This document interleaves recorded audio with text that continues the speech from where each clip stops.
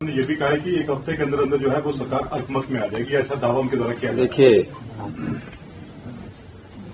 जैसे कि सिंघवी साहब ने कहा, शाम तक कस्में जो लोग खाते थे, सुबह तक फिर कस्में खाते रहे, और जब अपना ईमान ही बेच दिया, जो विधायक चुनकर कांग्रेस के चुनाव चिन्ह पर आया, वह 9 क्रॉस वोटिंग हुई है, जिसमें 3 तो आजाद उम्मीदवार है, उनके बारे में मैं कुछ नहीं कहना चाहूंगा। 6 जो उम्मीदवार चुनकर आए, जिन्होंने अपना ईमान ही बेच दिया, वो भारतीय जनता पार्टी को उनके क्षेत्रों में हरा कर आए हैं, और यहां आकर वो पार्टी की जो अधिकृत उम्मीदवार हैं, वरिष्ठ अधिवक्ता, हमारी प्रसिद्ध अधिवक्ता, हिंदुस्तान के सबसे लीडिंग लॉयर, उनके खिलाफ उन्होंने वोट दिया। तो क्या लगता है आपको कि वो नाराजगी का वोट था?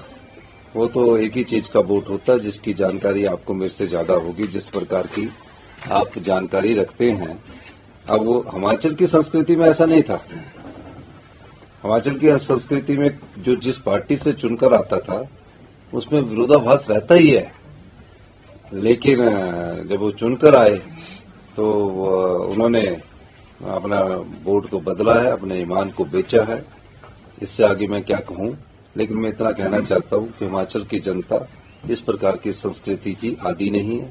हिमाचल की जनता जानती है कि हमने कांग्रेस की सरकार को 5 साल चुनकर भेजा है, और जिस प्रकार से वो राजनीतिक दृष्टिकोण रखते हैं, उस दृष्टिकोण को हिमाचल की जनता पसंद नहीं करती। अविश्वास। देखिए, पहले आप मेरी बात सुनिए। जब 34 आदमी हमारे पास खड़े हैं, अब जिस प्रकार का वो दृष्टिकोण रखना चाहते हैं, अभी तो सेशन चल रहा है ना, तो जब सेशन चलेगा तो उस समय देखेंगे। क्योंकि राज्यसभा में एक बात याद रखना, राज्यसभा की जो बात है, उन जो गे है, उसमें से कई लोग, उनके परिवार के लोग उनसे पूछ रहे कि आपने ऐसा क्यों किया।